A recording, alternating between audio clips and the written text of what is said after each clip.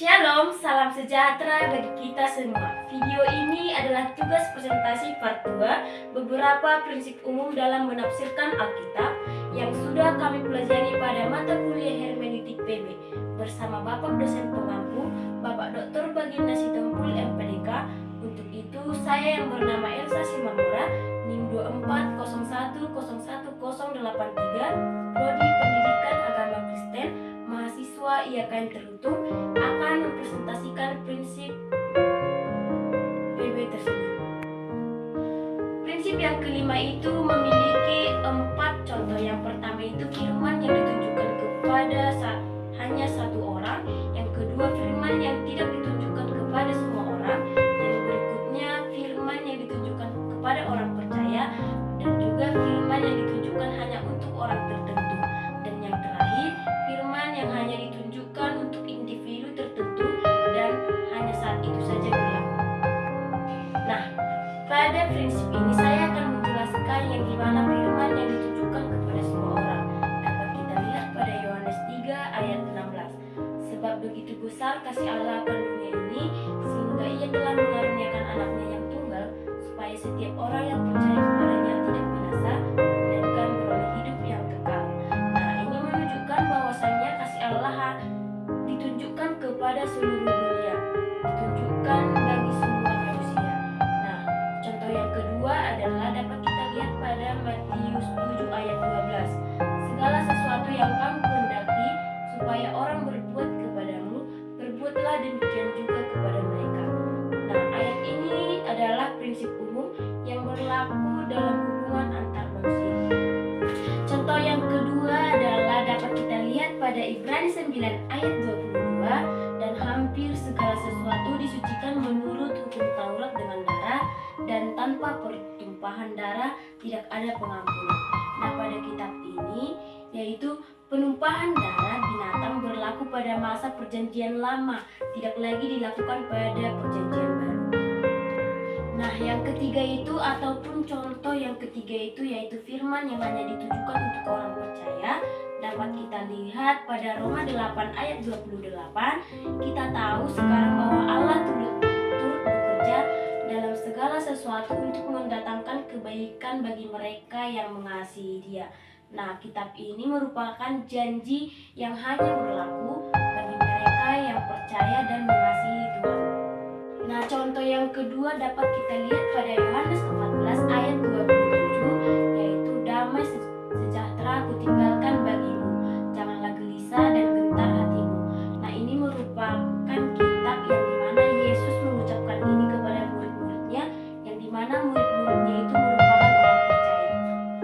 Nah, bagian yang keempat atau contoh yang keempat yaitu firman yang hanya ditujukan kepada orang tertentu. Nah, firman ini bersifat pribadi, meskipun bisa diambil pelajaran secara umum. Nah, dapat kita lihat pada Lukas 1 ayat 30 sampai 31, di mana tertulis, "Jangan takut, hai Maria, sebab engkau beroleh kasih karunia di hadapan Allah. Sesungguhnya engkau akan mengandung dan melahirkan seorang anak laki-laki, dan hendaknya lah engkau menamai dia Yesus." Nah, kitab ini merupakan atau firman ini ditujukan hanya khusus kepada Maria. Dan contoh yang kedua dapat kita lihat pada Yohanes 21 ayat 22, yaitu Yesus berkata kepadanya, "Jikalau engkau menghendaki supaya ia tinggal hidup sampai aku datang, itu bukan urusanku, tetapi engkau ikutlah aku." Nah, ini merupakan jawaban Yesus kepada Petrus tentang Yohanes. Nah, contoh yang kelima itu adalah merupakan firman untuk individu tertentu dan hanya berlaku saat itu juga. Nah, firman ini juga sangat bersifat kontekstual dan tidak berlaku terus-menerus. Dapat kita lihat pada Matius 10 ayat 10, yaitu, "Jangan kamu membawa emas atau perak atau tembaga dalam ikat pinggangmu. Jangan kamu membawa kantong untuk perjalanan." Nah, ini merupakan arahan khusus bagi murid saat pengutusan sementara.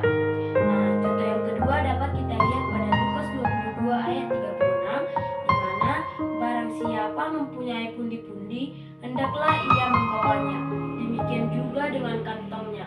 Dan ini merupakan sebuah arahan yang berbeda karena konteks pelayanannya pun sudah berbeda juga. Nah, pada prinsip yang yaitu adalah perbedaan sudut pandang manusia dengan sudut pandang Allah.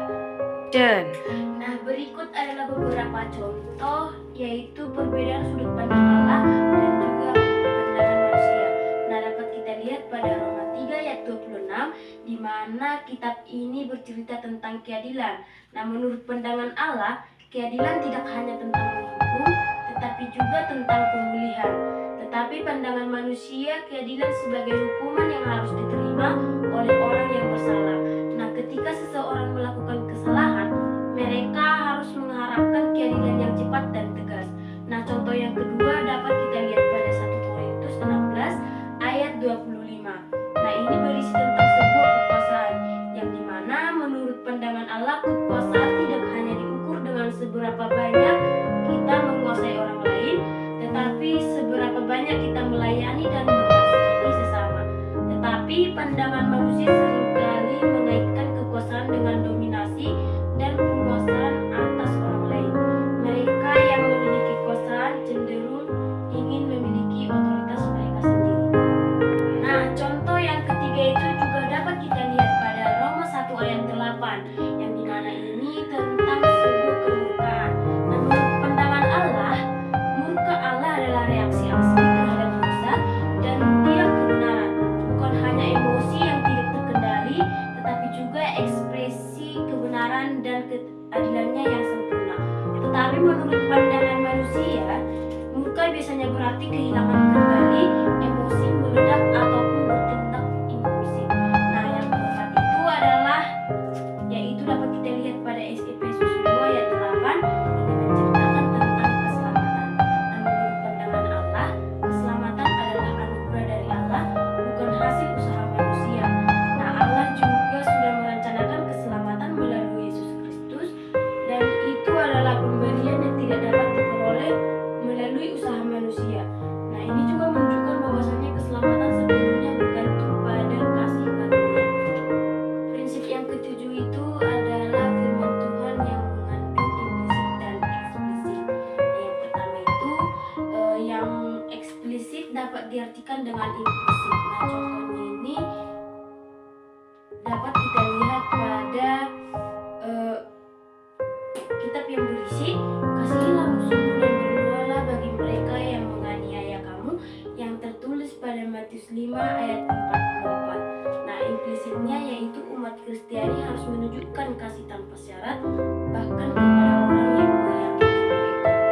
Nah, di sini juga Alkitab tidak secara eksplisit melarang bergosip tentang orang lain, tetapi secara implisit kita diajarkan untuk menjaga lidah dan berbicara dengan kasih.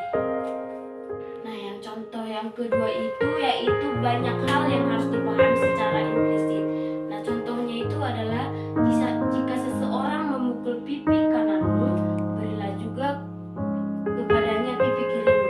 Nah, ini tertulis pada Matius 5 ayat 39. Nah, secara implisit, ajaran ini tidak hanya berbicara tentang fisik, tetapi juga soal pengampunan dan tidak membalas kejahatan dengan kejahatan. Contoh yang ketiga itu yaitu pemberian makna implisit yang benar kepada yang implisit.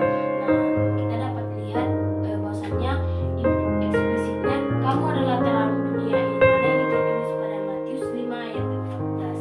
Nah, implisit yang benar, orang percaya hanya menjadi teladan dalam perbuatan dan sikap memancarkan kasih dan kebenaran Kristus. Nah, contoh yang kedua itu dapat kita lihat pada 1 Korintus 6 ayat 19 di mana tubuhmu adalah bait Roh Kudus. Nah, eksplisit yang benar kita harus menjaga tubuh kita dengan hidup kudus dan tidak melakukan hal-hal najis atau sebagainya.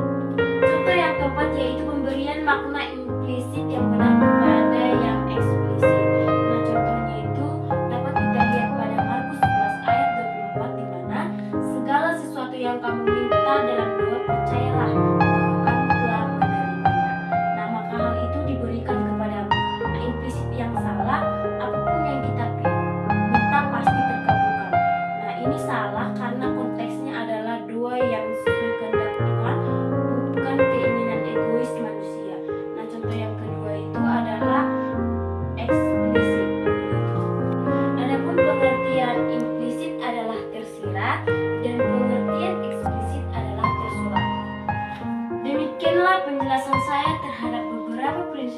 penafsiran hermeneutik dalam Perjanjian Baru.